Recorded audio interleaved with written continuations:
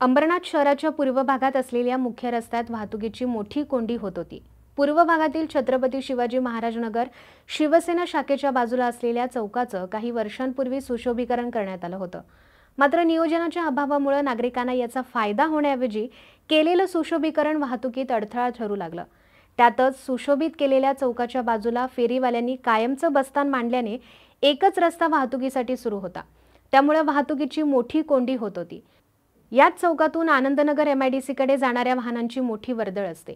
छत्रपती शिवाजी महाराज नगर, महालक्ष्मी नगर, श्रीकृष्ण नगर या भागांना जोडणारा हा एकमेव रस्ता आहे। मात्र मुख्य चौकातच वाहतुकीत अडथळे निर्माण होत असल्यानं वाहन चालकांना वाहतूक कोंडीचा मोठा त्रास सहन करावा लागत होता।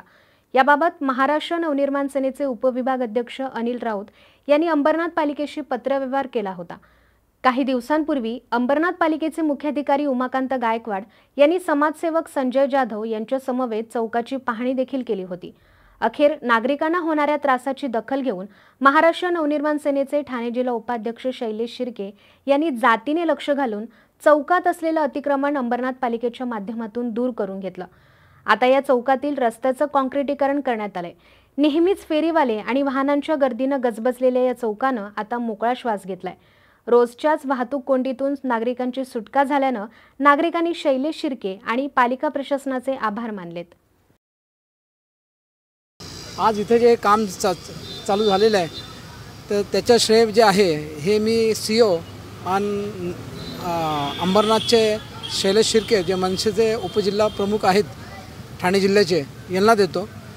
कारण मागच्या ह्या शनिवारी जे आहे मला COनी फोन करून सांगितलं की मी फ्री आहे, आपण भेटू म्हणून। तर भेटल्यानंतर संपूर्ण ईस्ट शहर त्यांना दाखवलं आणि हे पण गोष्ट दाखवली की वर्षानुवर्षापासून इथे जे आहे एन्क्रोचमेंट झालेलं आहे ते एन्क्रोचमेंट क्लिअर करा। तर ही गोष्ट शैलेश शिर्के जे आहे हे पूर्वीपासून याच्यासाठी पाठपुरावा करतच होते। तर म्हणतात ना की well begun is half done. COनी या गोष्टीकडे लक्ष दिलं आणि इथं काम चालू केलं। साहेब, याच्या मागचं एक कारण आहे जे स्वतः मी अनुभवलेलं आहे। मागच्या वेळेस आम्ही खड्ड्यांसाठी आंदोलन केलं होतं आमच्या पक्षातर्फे। आता मी ते नाव वगैरे काय घेत नाही, परंतु त्या आंदोलनामध्ये माझा सक्रिय पुढाकार होता आणि तो पुढाकार झाल्यावर म्हणजे 2 तारखेला तो आंदोलन झालं, त्याप्रमाणे चांगल्या प्रकारे यश आलं त्याला आणि लगेच 4 तारखेला मला घराची नोटीस आली। म्हणजे त्यामुळे जो पुढे जाईल ना त्याच्यावर ते मानेवरती तलवार ठेवतात। अशा प्रकारची दहशतीचं वातावरण जे आहे ते असल्यामुळे मग सर्वसामान्य माणूस या ठिकाणी लक्ष घालतात। आज शैलेश शिर्के म्हटलं तर किंवा हे जे पक्षाचे पदाधिकारी आहेत यांची एक वेगळी ताकद आहे, परंतु एक सर्वसामान्य म्हणून जर समजा कोणी हा प्रयत्न केला तर त्याला निश्चितच अपयश येईल। इथं सुशोभीकरण केले पण त्या सुशोभीकरणाला मोकळा श्वास ठेवला नव्हता।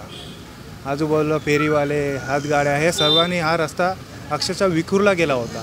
हा रस्ता जो विखुरला गेला होता त्यामुळे या रस्त्यावर प्रचंड प्रमाणात ट्रॅफिकची समस्या, शाळेच्या वेळात बसची जी व्यवस्था होती त्या बससाठी पोरांना त्यामुळे विद्यार्थ्यांना जाण्या येण्यास लेट होत होतं।